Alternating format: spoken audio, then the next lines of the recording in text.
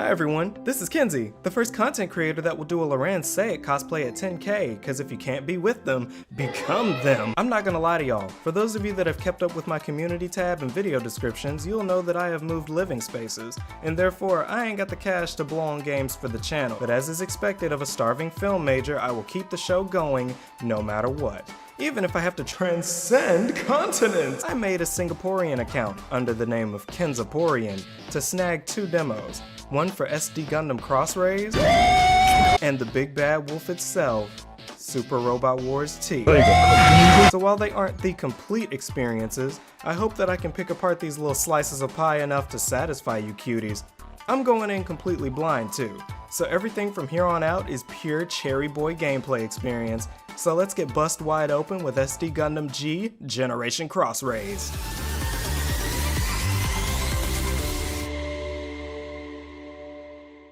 Now, as you all may know, CrossRays is nothing like the Gundam games that we've been looking at in the last videos. It's nothing like Battle Operation 2 where the Gundams feel like they're walking through elephant cum, and nothing like the Versus games where the gameplay makes me wanna cum. Nah, this game is a whole different beast entirely. It's a real-time strategy game in the same vein of Fire Emblem, Disgaea, or any other game that requires you to sacrifice some of your lifespan in order to stay sane while you watch your units get dicked down because you accidentally moved in one wrong spot. Yeah, this is one of those. But that's not a problem, really. It's just different. Being different is fine as long as you do it right. Now, the question is, does CrossRays do it right? And, let's get to the story mode and find out. Whoa. There's a few stories here. And the stories that are available to me provide a decent chunk of the experience to try.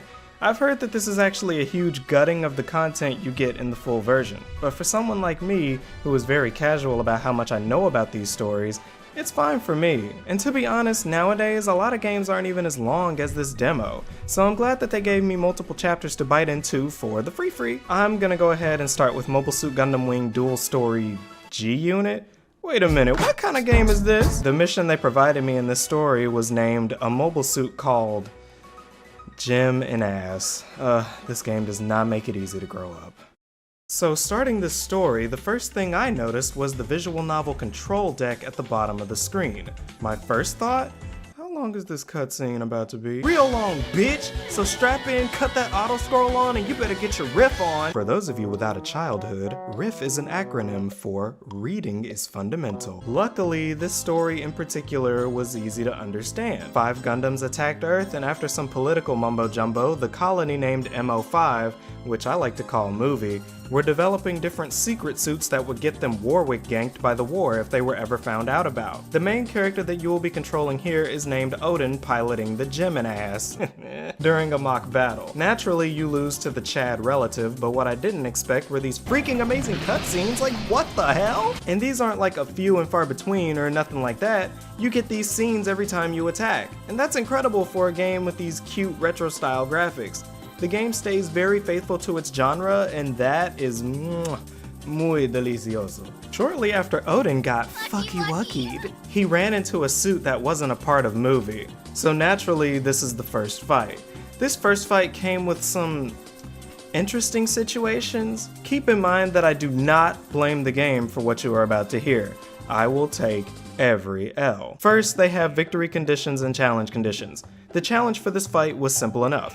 Kill this tutorial guy in 5 turns. Easy clap. But then my dumbass thought that the highlighted area was my movement spaces instead of the squares, and I wasted turn after turn moving like 2 spaces at a time, and needless to say, it took way more than 5 turns. Whenever you end a turn though, this plays. That's cute. You can't even imagine how hard I laughed seeing the enemy move like 1 space and then they play this grand fanfare. Fuck me up something serious. Big ups to them for doing that. Combat itself isn't just walk up to thing and beat to death. You have a couple options that you can select rather than it being just a random response. You can either counter with your own attack while receiving damage in the process, defend to receive less damage, or try to evade to mitigate damage altogether. All of which come with their own cutscenes, and they are all sickeningly cool. And they even let you skip these cutscenes if you want to, allowing for much easier repeat playthroughs. After a few attacks, we beat this jobber. and realizing his embarrassing loss decides to become as a god and game end himself. Turns out that expendable asshole belonged to these people. Broom Brooks, who looks like a villain from Pokemon, Kratz Sylvie, who looks like a villain from Danganronpa, and Roshin Tano, who looks like a villain from my wet dreams. Shortly after more good guy talk and bad guy talk, here's another battle, this time introducing a new mechanic. I haven't seen this in any other RTS that I've played from my memory, but in this battle you have a ship with a health bar that holds units inside it, and you can sortie units from this ship to use them to attack the infantry on the field, and you can also attack on the ship as well. I liken it to armatizing in Tales of Zestiria. You can be as one unit with a massive health bar, or split up and have more attacks, more turns, and more ways to defeat the opposition, not to mention more cutscenes to watch. In this mission, you're supposed to protect the ship that is trying to get away from the Saturday morning cartoon brigade, and that didn't happen, I lost, next story. The next mission is called Red and Blue, and takes place during year 70 after the Bloody Valentine event. This story is also taking place during a war, and humans are constantly at odds trying to preserve their ways of life. The main characters of this one are a junk dealer named Kasato Yamabuki, another named Lo, and a third person named Liam Garfield. And I already like this story more than the last. I have a small thing for small resistance groups that have to rely on themselves for survival. They just collect garbage to fix their shit, man. I love that. They even ride in on bulldozer looking suits, like come on, that's so cute. Their dialogue here really shows what kind of people they are, and I mean that very literally. They are who they are. Trash collectors. While the two sides of the war, Earth Alliance and Zaft, are fighting, they go in after and collect the spoils. They don't really have much of a dog in this fight, and Liam and Lo both know this, but Kisato feels uneasy about this fact. That dynamic is rich for character building, and I love that kind of stuff. Now, since I actually knew what I did wrong in the last fight, this challenge was a cakewalk. Kill the enemy with Lo's beam rifle. Once again, I thought this was an easy clap until I realized that 70% is much lower than 100%. I took shot after shot and I missed again, and I missed, and I had a dream that I missed, and then I woke up and then I missed. Damn, I've had better odds in Mario Party 2. But eventually I killed them, and they pulled a Dr. Eggman and tried to kamikaze me. To be honest, this kinda goes the same route as the last story, but with different characters, and Moving right along, this fight was pretty much the same as the fight from the last story, except this one is about Guy piloting the suit instead of Lo. But the flow of this fight was better since you don't have to escort anyone this time around.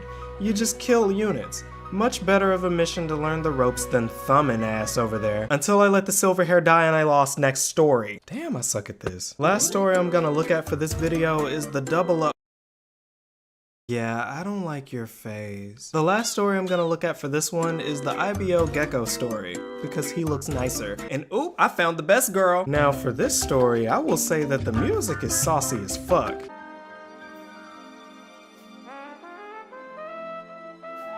And the name Daddy Ted made me drop my drawers a little. We come into this story hot and ready with the MC Ehrgeiz brandishing a fucking gun. Seriously, with negotiations like these, who needs Gundam, am I right? The beginning fight for this one was even more straightforward than the last one.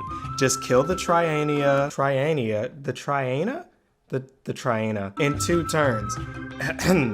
Easy clap. Next fight has me placing a ship and another team next to me while I have to fight an army of goons. Yeah, I see where this is gonna go. Yep, I fucking died. Let's just finish this shit. These 3 stories all taught me something very important. That even though the fundamentals of anime-style RTSs are pretty much the same, I can still get bodied harder than an Aurelian Soul fighting an Akali, or a competitive Smash player fighting the Justice System, but even still, no RTS has been this flashy, stylish, or even this deep with story that I've seen. And for that, I truly think this game cements its place within the Gundam game discography, and will sit beautifully in my Gundam folder on my PS4 dashboard. But honestly, that's all I have for this little piece of sunshine. But as you all may know, that's not it. The head honcho of this weird-ass mecha is coming next, Super Robot Wars T. So I hope you all collected enough junk to fix those rusty-ass suits, cause we're going right back into the fray. Till next time, stay safe, stay hydrated, and stay cute, you lovely bitches.